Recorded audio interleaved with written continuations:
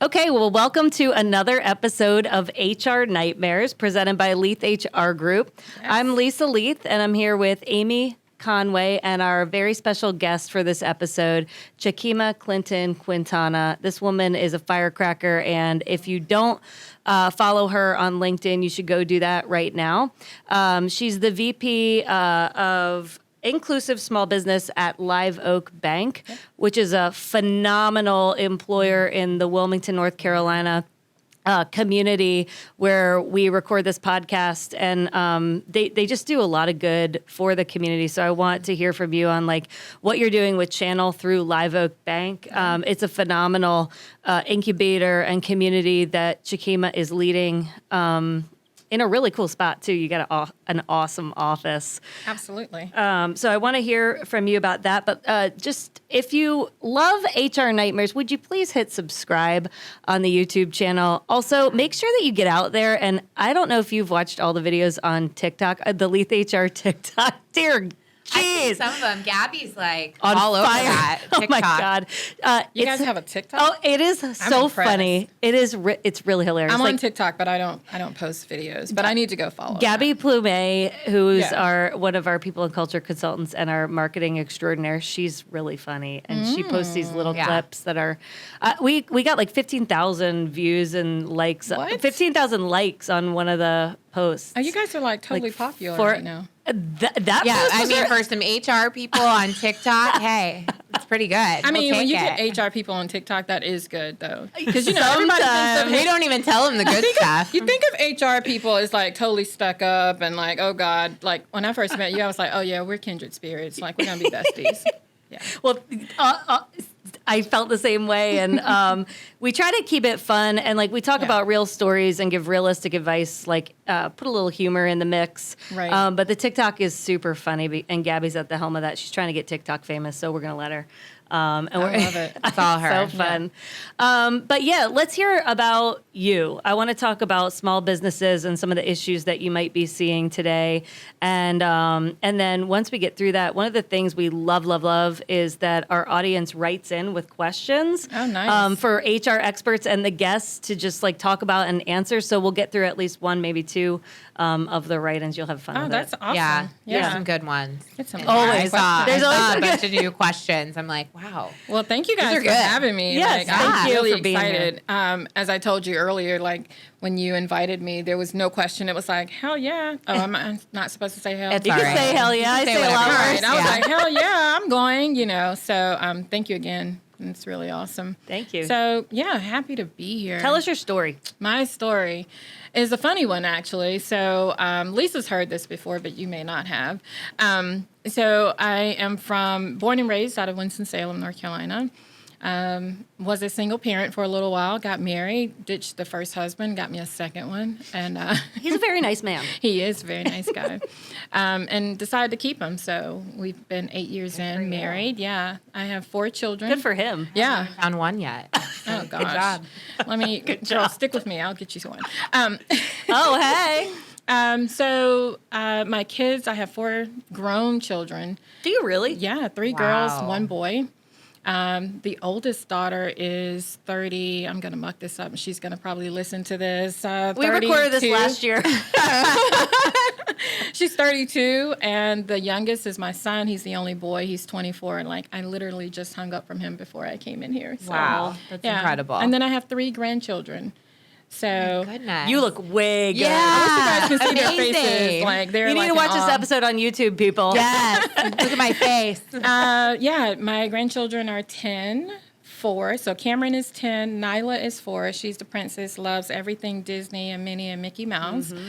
And then Wesley Jr. just turned 3. Awesome. Yeah, so Well, congratulations. my on heart. that. Thank you.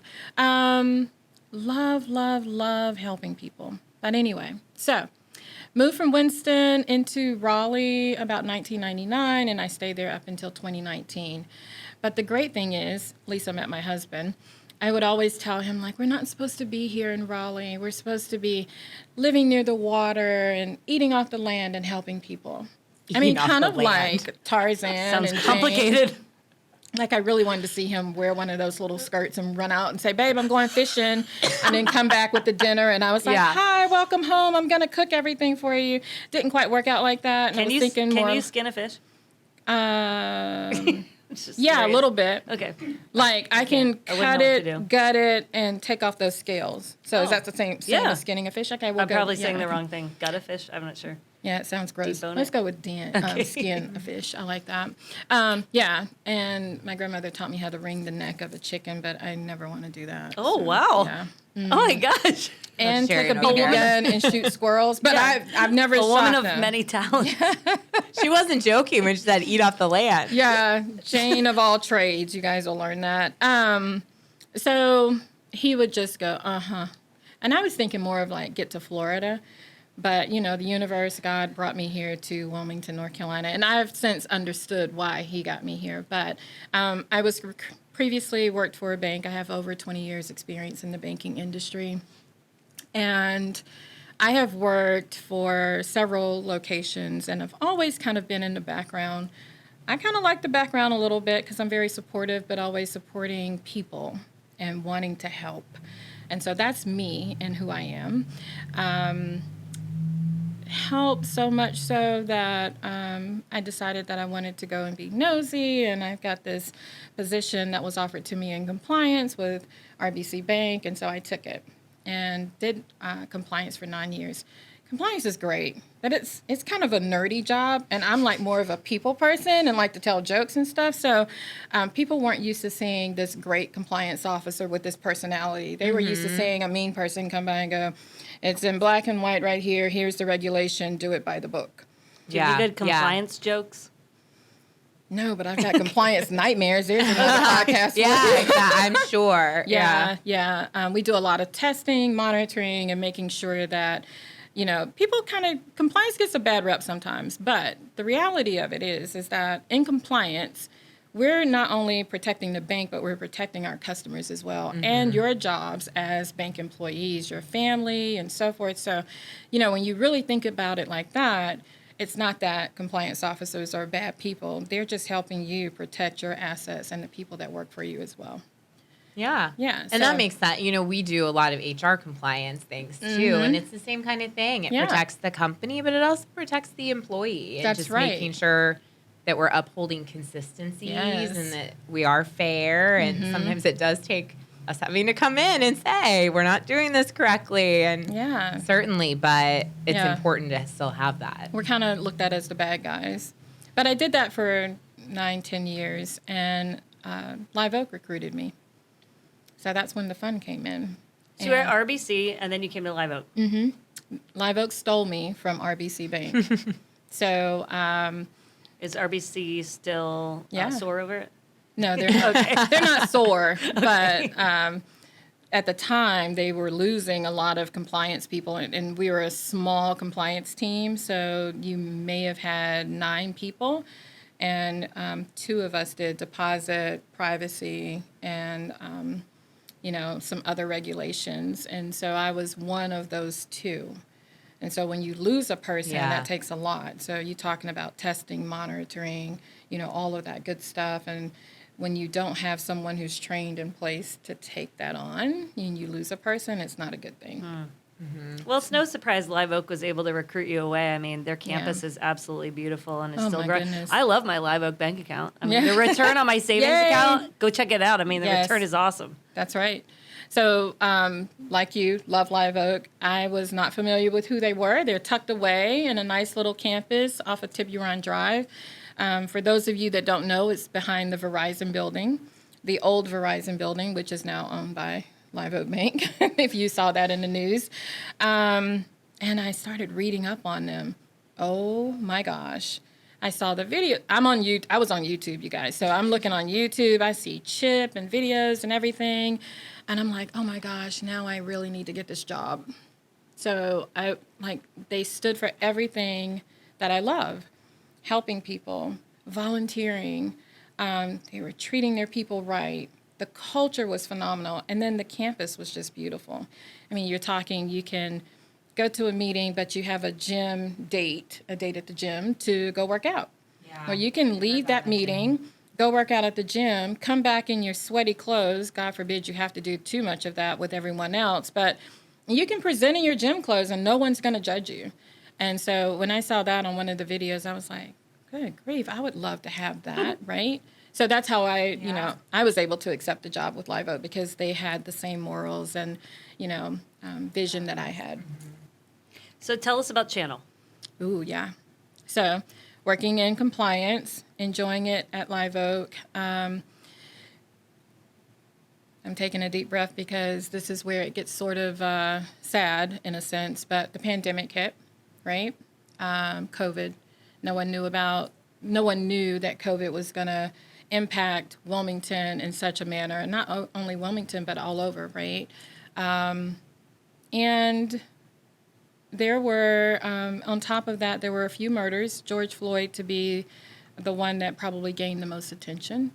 Then came out the PPP funds where, small business owners could get these funds. And at the time, I was in compliance. And one of the things I loved best about Live Oak Bank was that it was an all hands on deck. So there wasn't just one department working on getting those PPP funds out to everyone.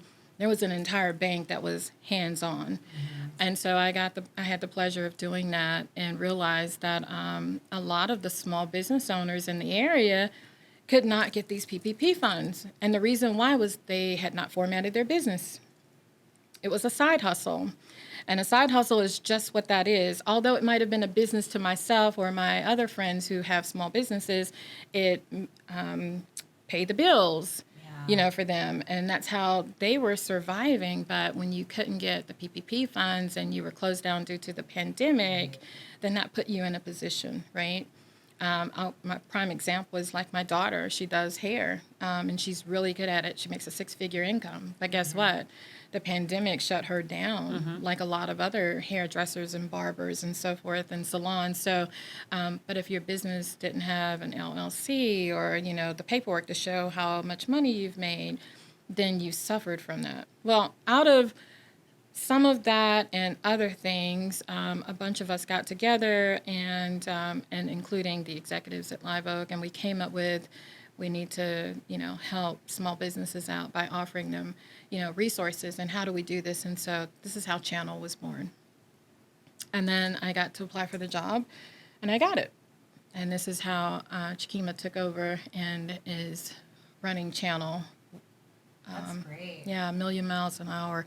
So Channel, for those of you that don't know, Channel is a small business resource center dedicated to helping minority small business owners and aspiring entrepreneurs get the resources that they need. And so what we found in talking with some of our small business owners is that their businesses weren't formatted. So in an LLC, sole proprietorship, whatever formation they needed it to be in, even some of the people who thought they might have had a nonprofit organization. They did not understand documentation, like I should be tracking these metrics. How much money am I making? If you ask some of them how much money were they making, it was all about, well, I don't know. I have to go and look at my bank account. So do you have a small business bank account? And it's like, no, it's in my personal account. So that was commingling of funds. And if you don't understand what that means, then you're losing out, right? And so how can you tell me how much money you're making revenue-wise from your small business if you can't go to your small business bank account and pull a statement or tax returns? You're not filing taxes. You don't have a small business account. You don't know how to approach a bank. You've got people telling small business owners, oh, yeah, the first 5 years you can take a loss. You can take a loss in the first 5 years? That's hard to do if you're a solopreneur. Right. And not only that, don't believe the hype. If you're a successful business, you're not going to take a loss the first 5 years. But then what you did, or you allowed someone to do, was tell you to take that loss, and now you need a loan, and you're trying to go and get funding. And what are we doing as bankers? Hey, well, show me your paperwork. Where are your taxes? And your taxes are showing 0. I can't give you funds. Right. I can't loan you any money. This is not a viable business. Right. Yeah. So those are just a few of the things that we are seeing. That is probably the biggest nightmare of them all, is business not formatted, no tax paperwork has been done. You need accounting services, but you want to do it all on your own. you don't have a bookkeeper. Mm-hmm. I recently did a webinar where we were talking about metrics to track. And one of the questions came through was, Chakema, when do you hire a bookkeeper or an accountant? Two separate people, you know. And so at what level and how much money do you make? Do you hire that person?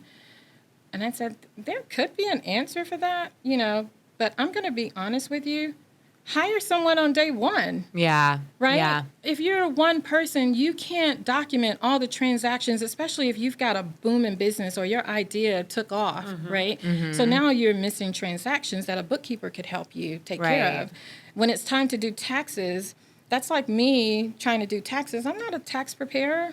I'm a banker at best, you know, social butterfly most of the time, connector any day, but taxes is not my thing. So why would I do taxes in my own small business? Hire the people that you need to run your business. Or invest in the right systems that can do it for you, depending on how you take payments and all that. There's all these great intuitive systems that you can invest into. There are. That will pull that data for you and pull that reporting for you. But a lot of, I'm sure, individuals are just trying to kind of do it on their own because they're not trying to put a lot of money into the business as they're trying to make some money. And that can be really hard, especially if it's kind of more that side hustle, solopreneur, and trying to pay bills at the same time. Yeah, and paying a bookkeeper can be somewhat costly, but like I know for the first 5 years of Leath HR Group, we just used QuickBooks, but now we've started to use like a bookkeeper, like a fractional bookkeeper to help just clean it up because there's a lot of with different bank accounts in there and lots of consultants now and 2 different kind of divisions within the company. It's just you need that extra help. So, yeah, it's definitely like, where's your comfort level poking around the bank accounts and QuickBooks or whatever you're using? And if you're great at spreadsheets, if you're not good and you're like, I have no clue how much money that I'm making, that's terrible. Yeah. Because what if you do want to go get a loan because you have this great idea and you feel like it's taking off, you have lots of clients, but like you got to be able to produce like a viable P&L. Right. And I'll tell you, that brings me to our next, you know, piece of this is that Channel, you know, does a lot of things. I like to tell people to think of Channel as like a library. You can walk in a library, pick a book off the shelf, and there's your resource, right?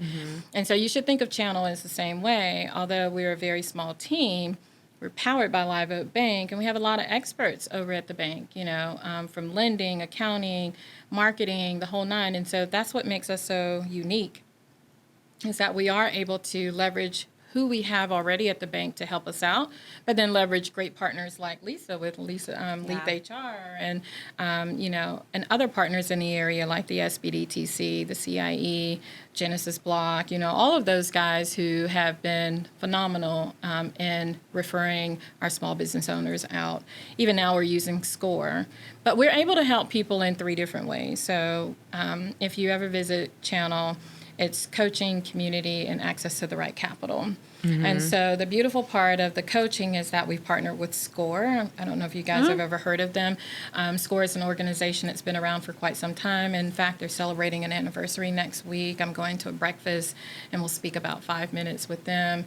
But they offer such a unique business mentorship to our small business owners.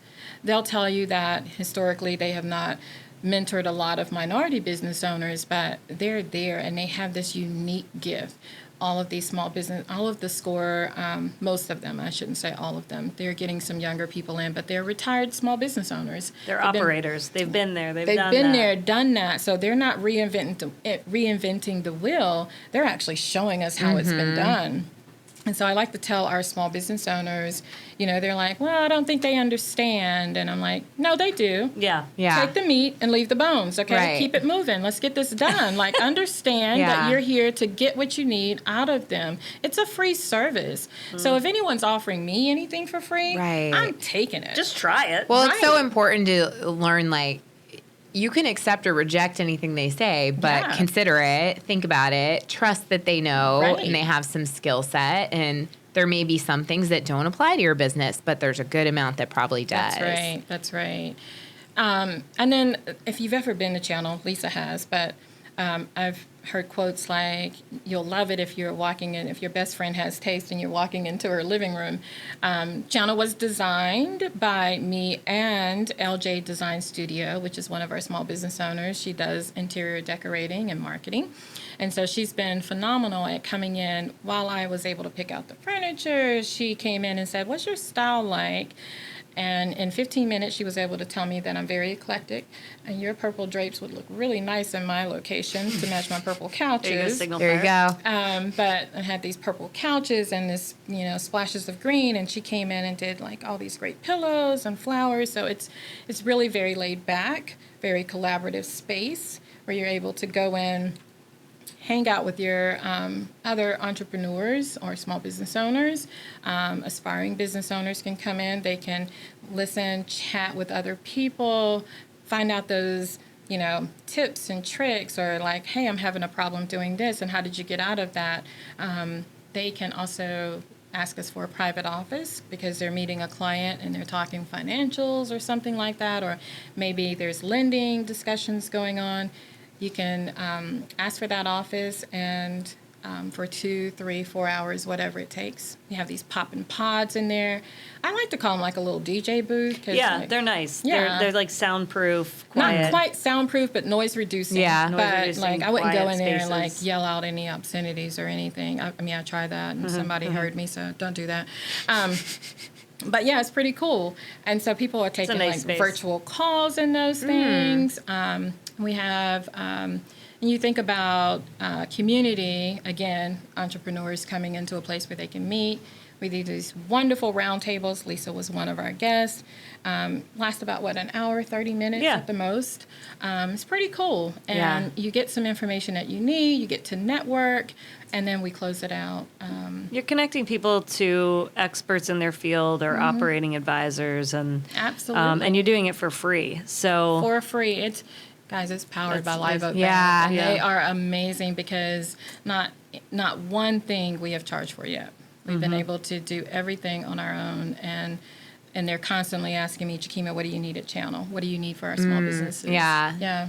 So how do small business owners find out about you? Like, how are you, how are you seeing that the small business owners are coming into you? Is it referral more, like? So we opened November 15th, 2021. We're coming up on our 1-year anniversary.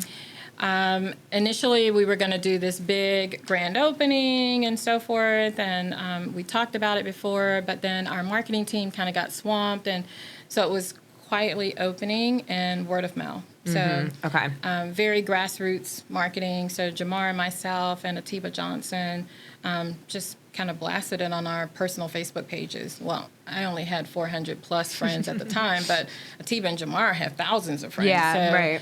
We're talking like 5,000, that they were able to blast like, "Hey, come check Channel out. It's for you guys, minority small business owners. We've got some things happening here." And people showed up. Yeah. Slowly but surely. We currently have 263 small business owners in our database. That's huge. It is Yeah, huge. I wasn't For 1 expecting year. after only a year to be that large. Yes. So, and again, this was mostly by word of mouth, or someone else is coming to it. They're like, "Oh my gosh, this is free, and I didn't know I could come in here. And I've been working from home. I needed to meet a client. I don't have to go to a coffee shop. I can come in here and have some peace and quiet and still rock out some work. Yeah. Oh, and by the way, kick my shoes off and climb up on your couch if I want to. Absolutely, let's do this." So it's been wonderful when it comes to our people coming in to get those resources. Live Oak is a huge bank that is a great bank for small businesses across the United States, right? So you do business all across the United States, and you lend to like veterinarians is a big sector, right? Yeah, and yeah. We were known as the doggy bank. You were the initially. doggy bank. Yeah. All vets check Live Oak out. But I need a number sponsorship one from SBA. Live Oak right now. But what I would say is, like, you talked a lot about PPP, and like Leath HR Group had a lot of missed revenue in 2020 because a lot of our business is generated from like doing speaking, like webinars and seminars and workshops, and like getting people to show up and hear us, and they say, "Oh, I like I like what she's saying. Okay, I could do business with her. And so we missed a lot of revenue. And I was a little bit freaking out, like, about the PPP loans. Like, could I get something? Can I get something? I am missing all this revenue. And I will say, working with Live Oak was like a piece of cake. Yep. And it was so crazy, like, how the customer service, I mean, you get a response back from, like, a VP that was just kind of, like, on the clock, like, helping out at 1 a.m. with PPP loans. Like, I'm telling you, like, the customer service was incredible. So, listen, when I tell you we would go to sleep at like 1 a.m., but pop back up at 3 a.m. because we were like, no, we got to get this done. There were many of us who may have not even slept. I mean, we were so intentional about answering emails. From the compliance standpoint, we were verifying documents for everyone. Couldn't find someone in the system, and we would just, again, get back up at 3 a.m. You might have laid down for 1 hour, and it was okay. But you took a lot of stress off the small business owners that really didn't understand what the process was. But at the end of the day, that's what mattered to us. It was the small business owners. I mean, again, Live Oak Bank is the #1 SBA lender by volume. Okay, crazy. By volume. And we care about our small businesses. So much so, like, if you ever got a loan with Live Oak Bank, you know, once you get that loan, your loan closes, but it goes into what we call our business analyst group, the bag. So they're going to check in with you quarterly just to make sure everything is okay. I love that. It's great customer service. Yeah. Who wouldn't want someone to check in and go, how's business going? Your revenues look good. Or they can see a trend where something looks like it's going to go left, and they'll give you a heads up. Hey, it looks like something is declining here. Let's talk about this and see what we can do to help you out. It's very cool. Yeah. So your focus at Channel is on minority and women-owned small business. And veteran, yeah. And veteran. Okay, great, awesome. Yeah. What if you don't live in Wilmington, North Carolina? Can they still can small businesses still participate? They can still reach out to me. So in 2023 we will, transition to give some virtual events because we've been hearing people that wanted to do that. Our initial focus was strictly our own backyard. Yeah. I mean, like, seriously, you don't go and start a lot of small business here. Right. It's a good area to focus on and launch it with. Yeah. You don't start a initiative and you go and help someone else way out there. You start in your own backyard. Cut your grass first and then help your neighbors, right? I would love to see a channel everywhere. Channels are necessary for any city. I mean, there's small businesses everywhere, right? But we do plan on offering some virtual stuff. Did a financial literacy class here recently, and that was pretty dope. So I'm really big on financial literacy. Really big on financial literacy.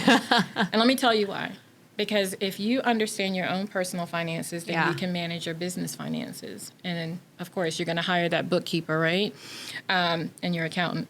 But some people aren't familiar or understand that. I was one of those people who grew up and my family didn't talk about financial literacy, right? So we have to, really take it a step back sometimes. But for Channel, our main concern always when we bring in a small business owner is to build a relationship first. So when I sit down with you, it's not about, hey, what are your revenues? What do you do?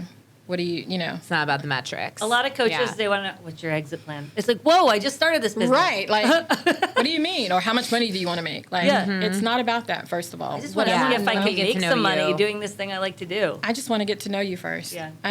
How many kids do you have? Yeah. Like, what do you do? You love to eat? You hanging out? Like, I want you to be comfortable and know that I truly have your best interest at heart, because so many minorities have been afraid of banks, or we have been discriminated against, or, we've been told no so many times. We have no idea what the no was. Right. Why. And there's a lack of trust there. Yeah. And how can we move forward?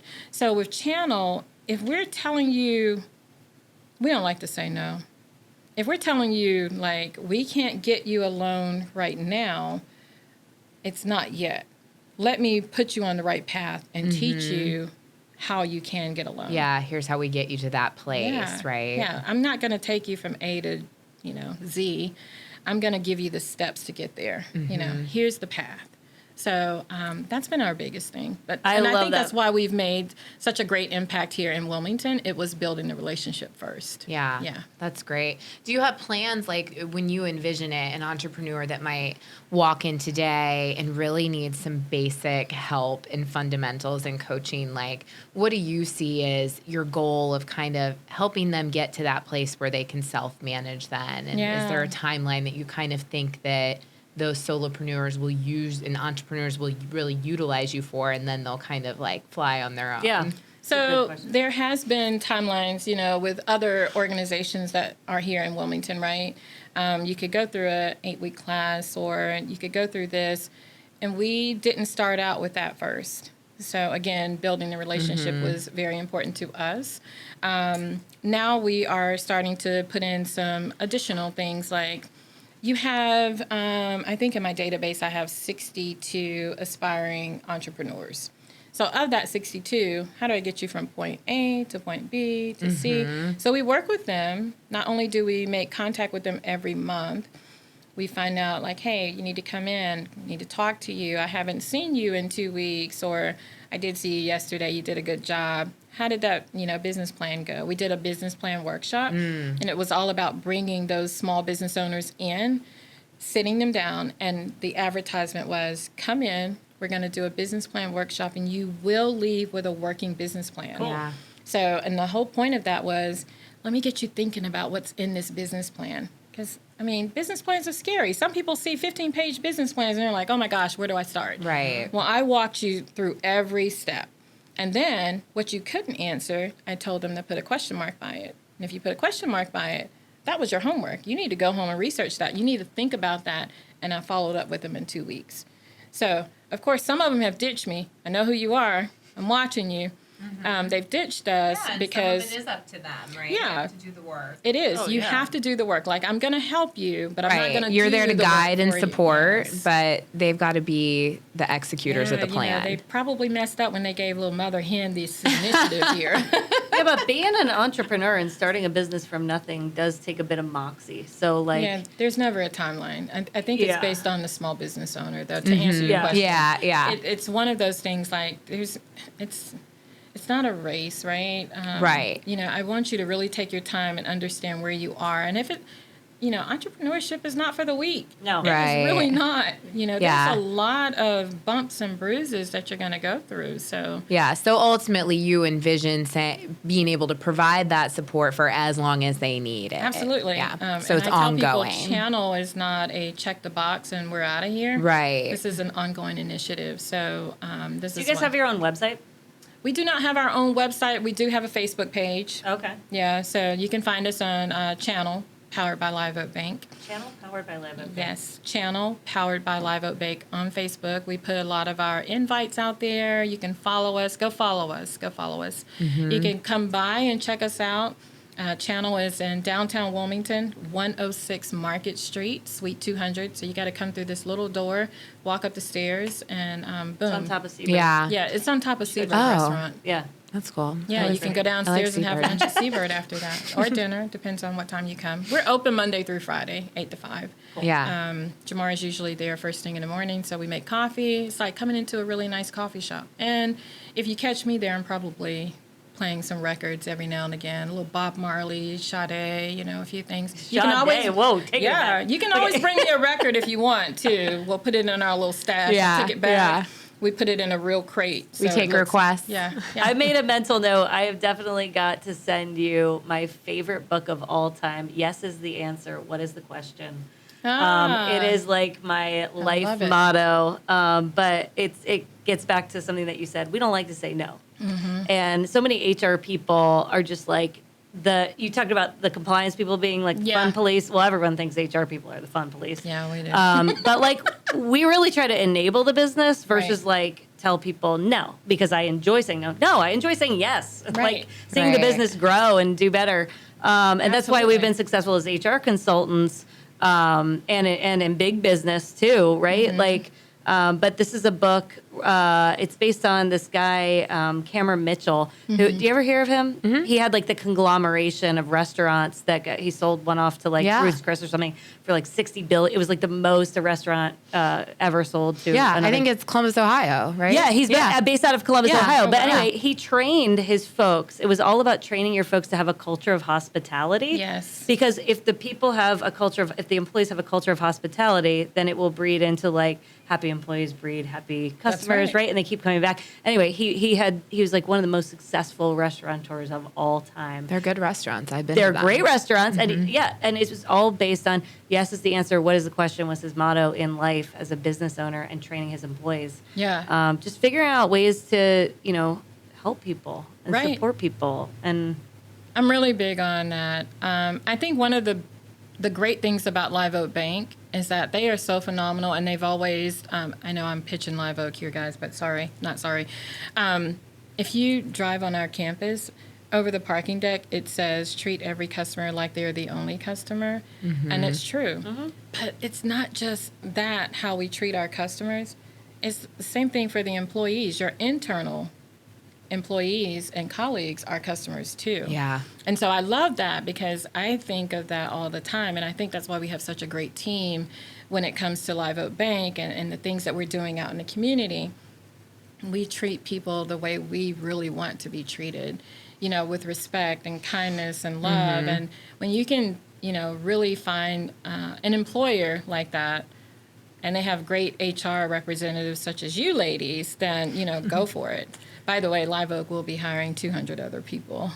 Oh. Well, if they need a little extra horsepower, let them know. Leath HR Group does recruiting. Yeah. So, but it is true. I mean, I worked for a company for a long time. I worked for Nordstrom for 18 years. Love and Nordstrom. One of our goals was to be as renowned for our employee experience as we were for our customer experience. Right. And that took some effort and it took a lot. But we're like, we can't expect our employees to go out there and deliver. Yeah. But we ask them to deliver our customer if they're not having a great experience. So it kind of started with them in order to deliver what we needed them to grow the business. Well, you said that. Even on your roundtable, it's like, treat your employees right. If you treat them right, they're going to do everything in their power to be successful and treat your customers right and your clients. Yeah. All of that. Well, it must have worked because it's hard to keep anybody for 18 years, and you stayed there for 18 years and grew in your career and had a really great career and have nothing but wonderful things to say about them even after leaving, right? When I started. Yeah.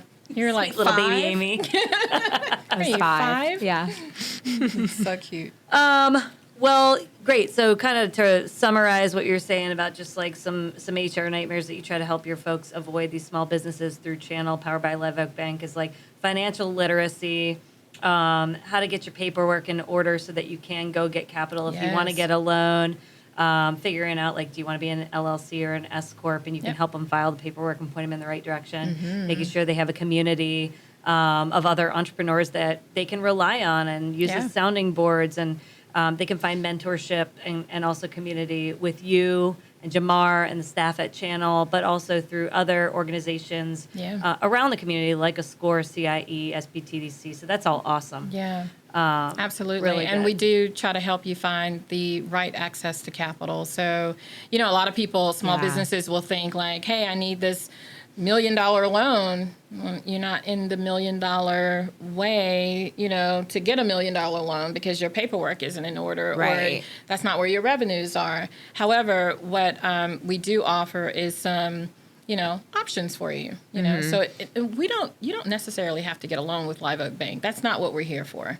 We're not promoting, go get a loan with Live Oak. It's all about giving you options. So you can go to any bank. We want to make sure that your paperwork and your documentation is in order so that you can get a loan regardless of where you go. But I do have some options for banks for you guys and funding. So make sure you come see me at Channel. Live Oak is super easy to work with. Absolutely. It's hard to beat Live Oak Bank if you're a small business. That's right. All right, let's get to the write-in. You want to? Yeah, do a write-in? All right. This first one is a good one, especially having you here as a guest. So this person said they're writing in from the East Coast, wherever that is. That's where we are. Hey. I'm currently interviewing for a few different jobs. All interviews have been in person, which is great. I am someone who loves to get somewhere a little bit early, and I arrived at my last interview 20 minutes early. I was worried about traffic. I had the pre-interview nerves. I waited in my car for 5 minutes before going in. It's still blazing hot where I live, and frankly, my car AC was not keeping up. So I headed in.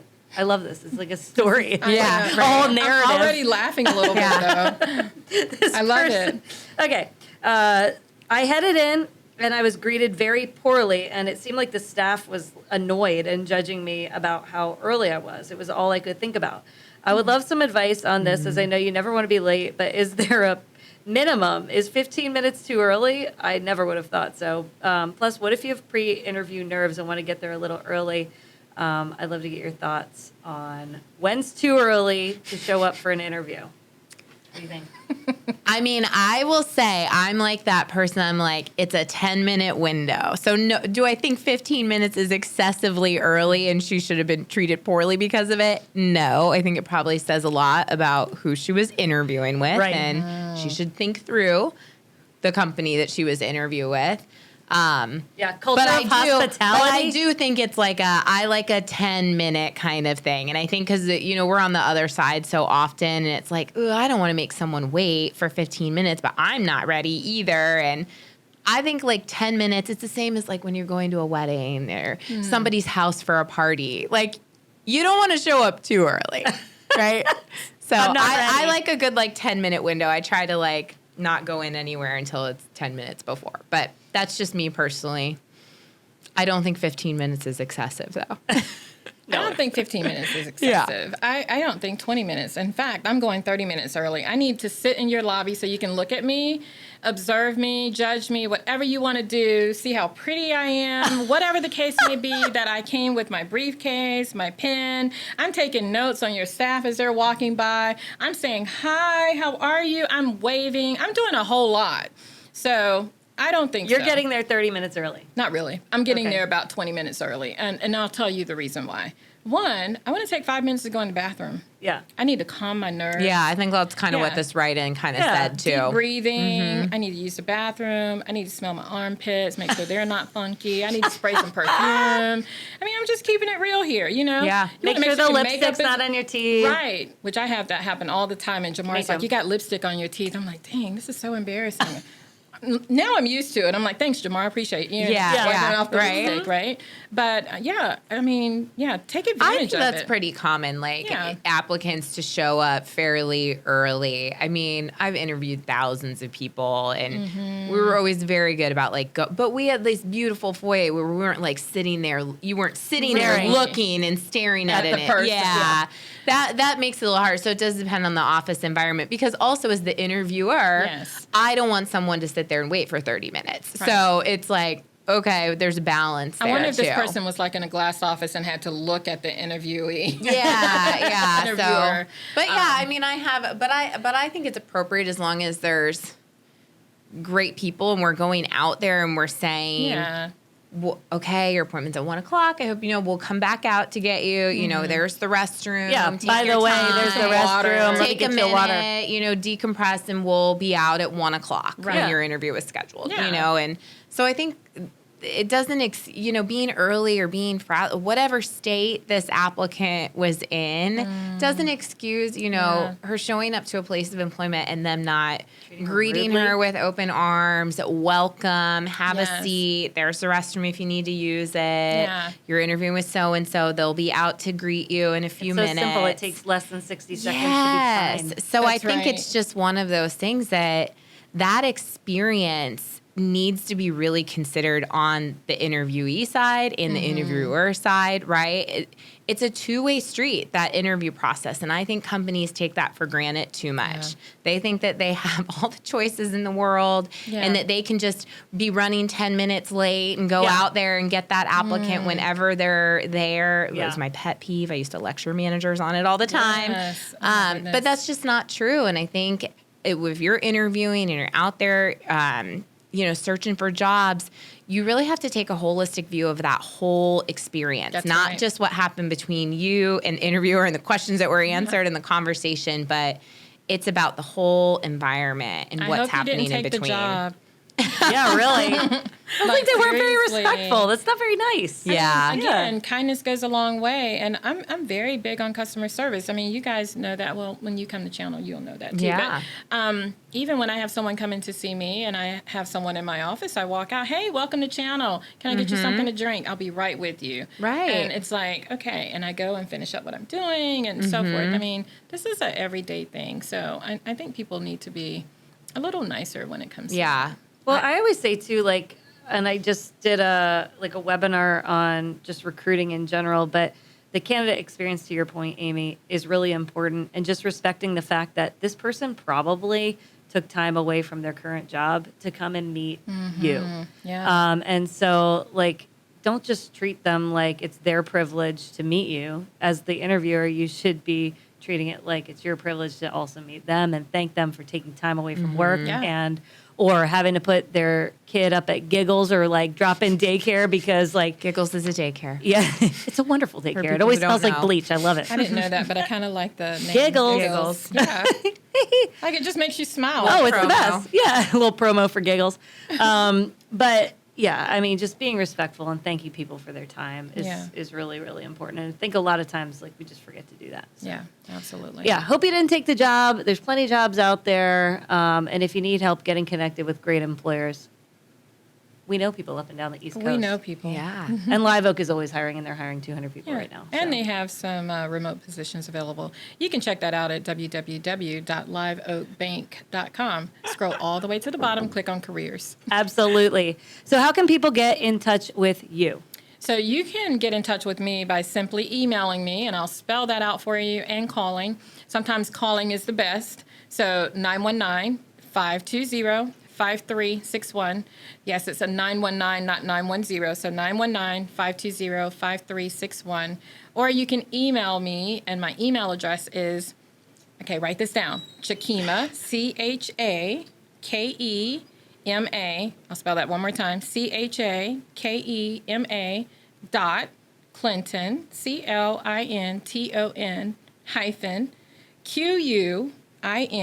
Quintana. We'll put it in the show At notes. Live Oak. I just wonder if your name gets misspelled as often as my name gets misspelled. Like, whose name gets misspelled more often? I'm not sure. Yeah, but Chakema.Clinton -Quintana at liveoak.bank, not com.bank. But yeah, it's a very Oh, that's interesting. Yeah. Well, we'll make sure we add that into Yes. all of our channels so people can reach out to you because Absolutely. It's Yeah. it's a great. if you're an entrepreneur, a solopreneur, if you're Yep. thinking about it, if you're current, you're in business, you need help, you need to go use You need to this come resource. talk to me and Yeah. my team. Yeah, free absolutely. resources. It's Yeah. free resources. I mean, I'm going to tell you where to go get the good stuff. So come see me. all the meat, leave the bones. All Take the meat, leave take the bones. leave the bones. I don't know that the too name many of this people are eating episode. those bones. Yeah, that's your next episode. There you go. For the title of the episode. Yeah. You want to do the outtake here? Yeah, make sure to follow us on all channels. We are on Instagram, Leath HR. We can be found on YouTube, so make sure to head on over HR Nightmares, hit that bell so you get notified as new episodes air, and you can find the podcast anywhere where you get your podcast, and then connect with us all on LinkedIn. We love to, we're going to connect you with jobs or employers in the area. If you're an HR professional, we'd love to talk to you. So you can find us all three on LinkedIn. Yeah. Yep. Perfect. All day. Awesome. Thanks for tuning in. Have a great day. Bye, guys.